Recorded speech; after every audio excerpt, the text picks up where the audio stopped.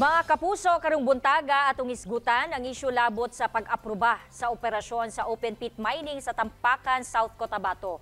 Subay niini makauban nato ang environmental planner sa Interfacing Development Interventions for Sustainability con IDIS nga si Sir Lemuel Manalo. Mayong buntag, sir. Mayong buntag sa atong mga viewers, mayong buntag po, ma'am. Alright, Sir Lemuel, mo diretso na ko dito sa atong init nga issue karon nga pagahisgutan labot sa paglift sa ban sa open pit mining sa Tampakan, South Cotabato. Sa inyuhang grupo, sir, and as an environmentalist, unsa ba ang inyuhang mga kabalaka o mga risgo o galing mahinayon ang operasyon? Kinsa ug unsa sab ang mga posibleng maapektuhan niini? Okay, ang open pit mining or ginatawag pod kini open strip mining. No? So isa kani ka extensive method of mining. Isa ni siya sa mga very dangerous o extensive na pamaagi sa pagmina para makuha ang ato ang mga extraction of mineral resources, labi na ang kaning mga gold, copper, nickel o lahi-lahi pa na mga subsurface na mga minerals, no. Dugay na ni siya ginabuhat sa labi na sa mining industry.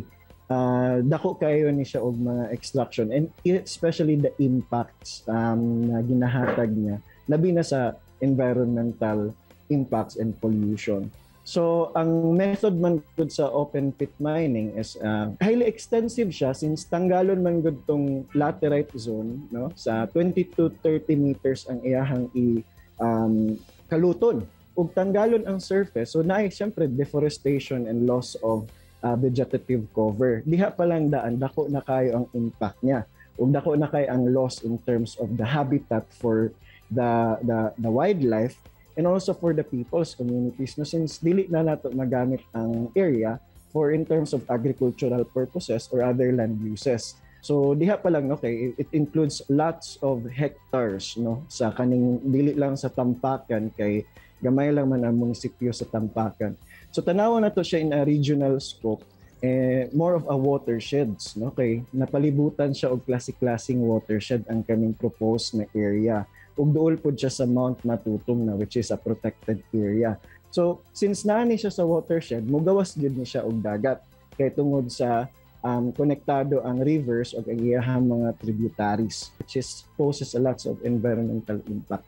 So dako kay ni og epekto labi na sa atong groundwater. Once naa na ang mining, ang lisod na gyud og supply og pangita pa o asa pa ang other areas for water resources. Sir, nganong dili dapat ma-lift ang ban sa open pit mining sa maong lugar and what should be done aron dili kini mahinayon? Ginatanaw lang nato diri kay those who are really pro into and then they debate on responsible mining, referring to the operational phase only na lang din siya. At dapat ang pagtanaw nato sa mining labi na sa open pit is longitudinal, no? Pila ka years kay ang isa ka mining operation labi na open pit mining will last up to 20 to 25 years. Tugay kaayo almost 80% of our entire century, no? Dugay kayo siya. So kana ang dapat nato tan-awon ug maayo. Daghan og mga benefits ang ginaingon nila, daghang benefits ang mining, na yung mga scholars, na yung mga schools na nabuhat tungod sa mining, pero thousands ang maapektuhan. And for them, it is a loss, no? So common good and general welfare dapat atong pagtan-aw diri. And dili lang tong selective na communities na naka-benefits sa mining because ridge to regional ang scope sa iyahang effect. Sir, may pasalig ang mga mining company sa lugar nga ilahang sundon ang responsible mining para lang gyud ma-lift ang kining open pit mining sa diha sa South Cotabato. Unsa ang imo masulti niini, sir? Okay, responsible mining in what sense? For example, papers only or the environmental compliance?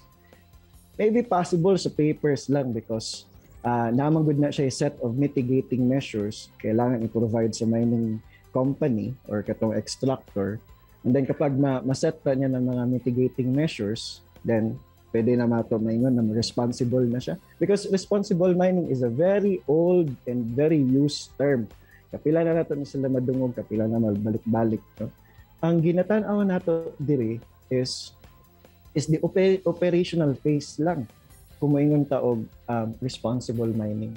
Pero dako pa kaayo ang iyahang dapat wider ang ato ang pagtan-aw from the start. Land preparations, dako na kay impact. How can we be responsible over that?